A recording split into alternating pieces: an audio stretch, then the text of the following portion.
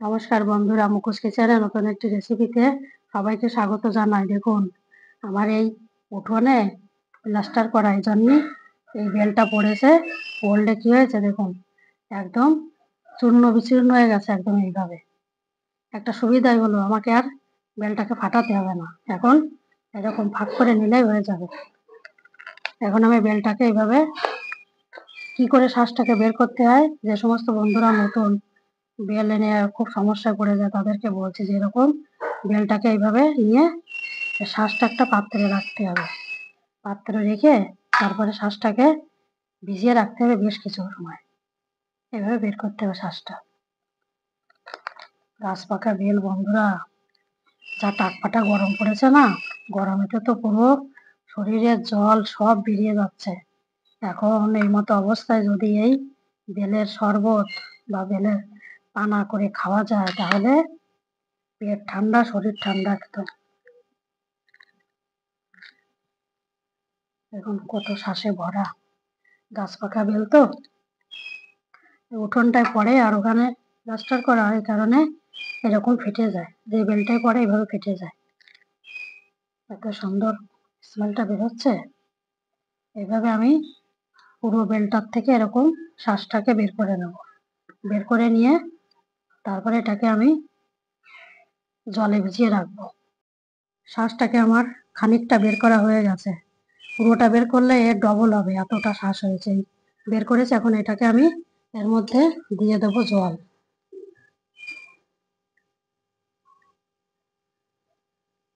এইভাবে জলটা দিয়ে আমি এই চামচটাকে দিয়ে এইভাবে জলটার সঙ্গে এইভাবে ভিজিয়ে রাখবো।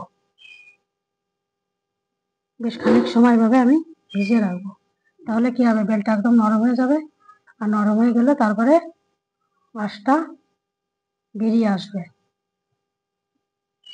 যা ঠাটা গরম পড়েছে বন্ধুরা, তো কোনো উপায় নেই বেঁচে থাকার। এরকম জিনিস খেয়েই তো বাঁচতে হবে, আর তো কোনো উপায় দেখা যাচ্ছে না, এত গরম। আর যারা রান্নাঘরে যায় তাদের তো কথা বলে বোঝানো যাবে না। যেসব বন্ধুরা যায় আমার, তারাই জানে একমাত্র। এই ভিজিয়ে রাখলাম, এভাবে কিছুক্ষণ আমি রেখে দেবো। এই বেলটাকে হাত দিয়ে চটকে কিছুটা বের করেছি, এই যে এতটা বের করেছি। এবারে এটাকে আমি এখন এটাতে ঢেলে নেবো। ঢেলে ভালো করে আঁশটাকে ছাড়িয়ে নেবো।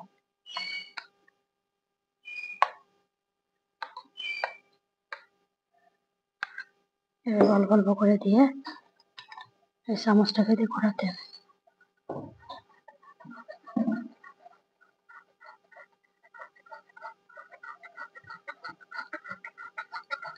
এরকম একটু ঘন খেলে বেশি স্বাদ লাগবে বন্ধুরা। একদম জল জলে খেলে একদম ভালো লাগে না, খেতে স্বাদ লাগে না। এইভাবেই কাপটাকে, বেলের শ্বাসটাকে এইভাবে বার করতে হবে। এইভাবে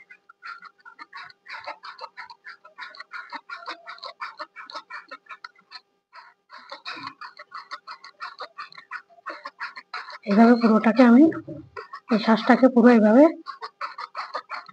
আঁশ থেকে এটা বের করে নেব।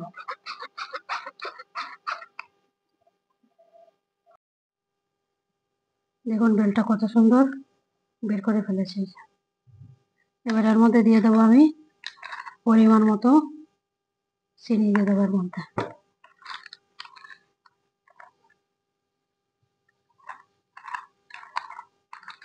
আপনারা যেরকম খাবেন সেরকম মিষ্টিটা দিয়ে নেবেন। যেহেতু বেলটা মিষ্টি আছে এই জন্য একটু কম দেবো পরিমাণে। আর দিয়ে দেবো এখানে একটুখানি এতটা পরিমাণে বিট নুন দিয়ে দেবো।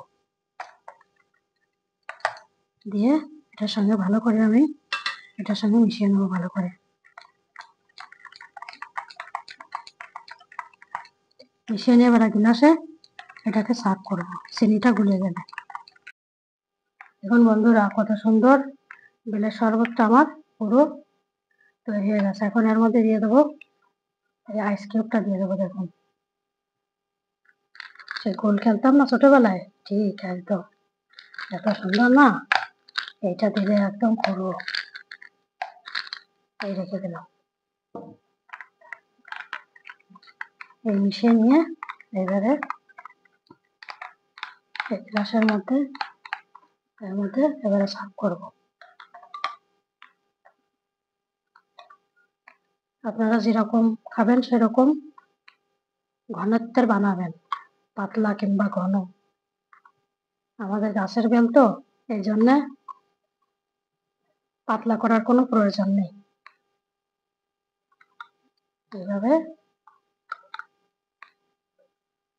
গ্লাসটাকে পুরো ভরে নেব। এই গরমের দুপুরে শরীরটা একদম জুড়িয়ে যাবে। এ হয়ে গেল। এভাবে পরেরটা আমি ভরে নেব গ্লাসটা। দেখুন বন্ধুরা, কত সুন্দর গাছ পাকা বেল উঠান থেকে কুড়িয়ে আনলাম, এনে কত সুন্দর বেলের পানাটাকে বা শরবতটাকে তৈরি করে ফেললাম। এইভাবে এই ঠাটা গরমে যদি এক গ্লাস খেয়ে নেওয়া যায় তাহলে মাথা পেট সবই ঠান্ডা। রান্নাঘরে গেলে তো এত গরম আর এত ক্লান্তি, তা বলে বোঝানো যাবে না। এইভাবে আপনারা বানাবেন, আমি যেভাবে বানিয়েছি একদম সহজ পদ্ধতিতে। আর এই গরমেতে আমার মনে হয় দুধ দিয়ে না খাওয়াটাই ভালো, এরকম প্লেন খাওয়াটাই ভালো। এইভাবে বানিয়ে খাবেন। আর এইরকম সহজ পদ্ধতিতে রান্না কিংবা এরকম শরবত জাতীয় ভিডিও পেতে মুখোশ কিচেন চ্যানেলটিকে সাবস্ক্রাইব করবেন, লাইক করবেন, শেয়ার করবেন আর কমেন্ট করে জানাবেন কেমন লাগলো। আর আপনারা সবাই ভালো থাকবেন, নিজেদের দিকে খেয়াল রাখবেন।